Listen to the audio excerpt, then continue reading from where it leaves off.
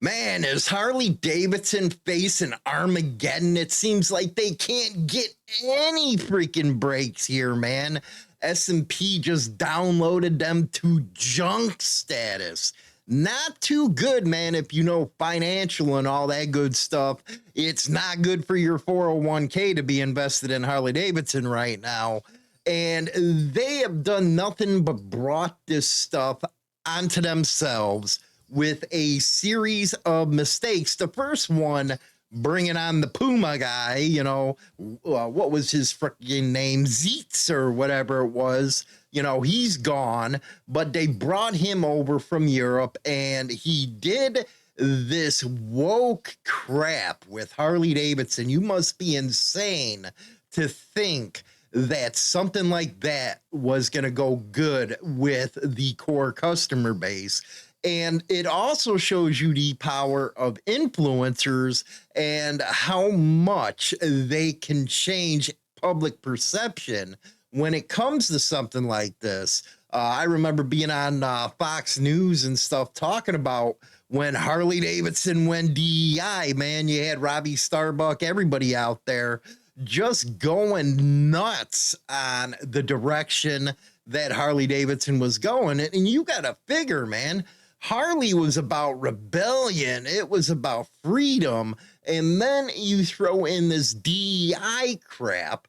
And next thing you know, the whole machine breaks down. It's like freaking Harley Davidson in the late 70s with AMF, if you know what I mean.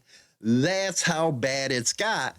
And it really hasn't recovered in sales. Now, the problem with the diehard Harley Davidson fans, you'll see them in the comment section, is they only set their sights on the product. They don't set their sights on what's happening in the background. And a story like this is a pretty big deal. Go over to Harley Liberty, you'll go see what I'm seeing right here. Harley Davidson facing Armageddon and just starting out right away. A move that sent ripples through the motorcycle industry. And remember, Indian now is they're getting aggressive as hell against Harley Davidson. They're going after those disenfranchised customers, if you know what I mean. S&P Global ratings downgraded Harley Davidson's long-term credit rating from BBB minus to BB plus, officially placing the iconic motorcycle maker in junk bond territory. Yeah, so what that means is their credit worthiness ain't really good right now. So if they go for a loan or something like that, try to get money for manufacturing or whatever they do, they are going to be paying a lot bigger interest rate because people don't trust the business right now. That's what you need to be looking at when you're talking about the survival of Harley Davidson in modern times, is the back end stuff. You got to stop being the rah, rah, rah boys. But it does go in here. Junk status sounds dramatic. It primarily signals that the S&P now views Harley Davidson as carrying a higher credit risk. The company may face slightly higher borrowing costs if it needs to raise capital, although the stable outlook suggests analysts don't expect further immediate deterioration. And you also got to look at the insiders of Harley Davidson. And when they sell off their stock, there was a big sell-off of stock in Harley Davidson from these insiders. So a lot of movement behind the scene right there. Now, it says why the downgrade happened. The decision centers on Harley's Back to the Bricks strategic plan. It was unveiled earlier this year by Artie Starrs. The initiative aims to reverse declining years of U.S. market share. Yes, it used to be the king of the road, Harley, man, in the big bike market, not the freaking anything under 1200 cc's. You know, if you're going to be honest with yourself, that belongs to the Japanese, the Germans, all that stuff, because that's mostly where their concentration is below 1200 cc. So Harley has never had that market ever. It's always been the big bike market. And now they're slipping even more there. They're trying to bring back more accessible, lower price motorcycles. They should have done that a long time ago, including the return of a traditional air cooled Sportster 883 in 2027. And it's a more affordable sprint model later in 2026. If you ask me, yes, the traditional air cooled, you know, that's always been Harley Davidson, but I think your technology needs to step it up if you're looking to get, you know, younger kids involved. You know, there's a saying, especially when it comes to motorcycling, if you don't get a rider in their 20s, their loyalty to your brand, you're not going to get them in their 40s. Just saying. The margins will stay under pressure, likely standing at 5 to 6. Harley's heavyweight motorcycle registration, there it is. Heavyweight motorcycle registration share has already fallen big time.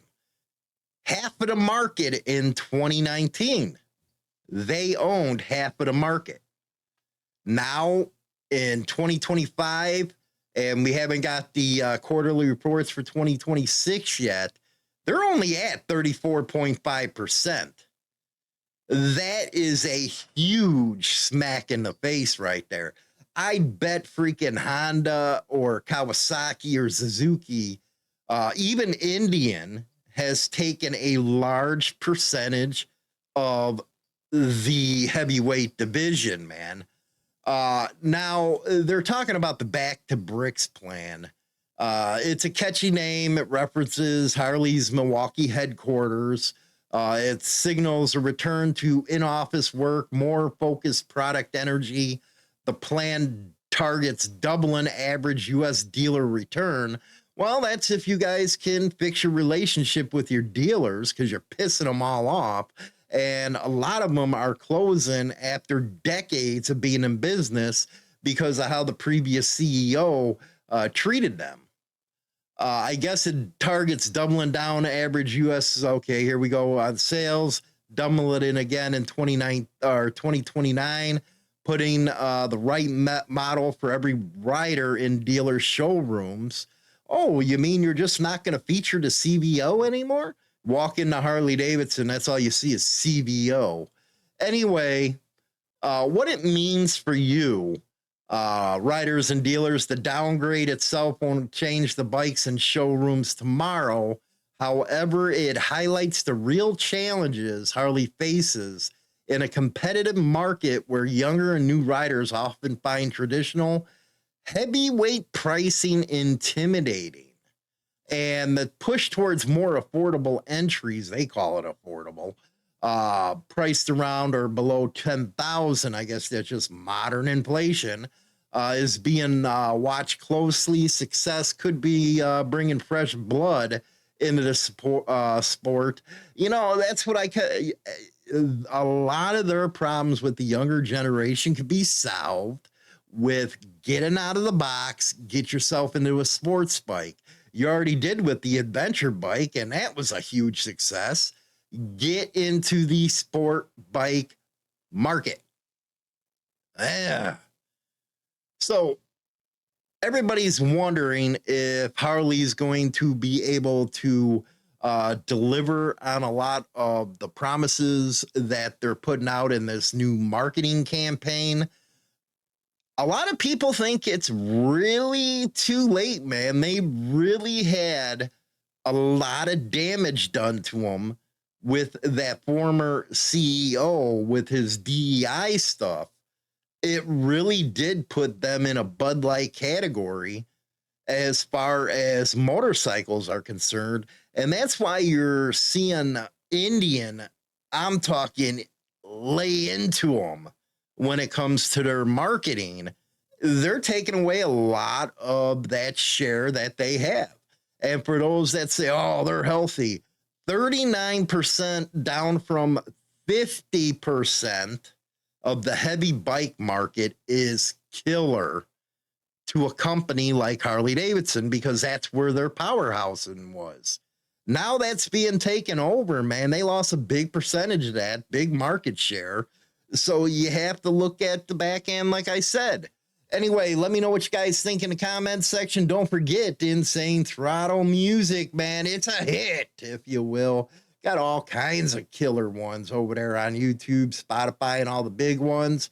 We'll catch you later. Rock on. Insane Throttle, your official Google News source for everything biker. Thanks for riding with us. Smash that subscribe button. Check out InsaneThrottleNews.com for the latest updates and join the insanity today. Insane Throttle Outlaw Rock, featuring Insane Throttle and Defiant Afterlife. Get your playlist full of pure rock and metal. Spotify, YouTube. Subscribe and crank it up. Now I'm back in the fight.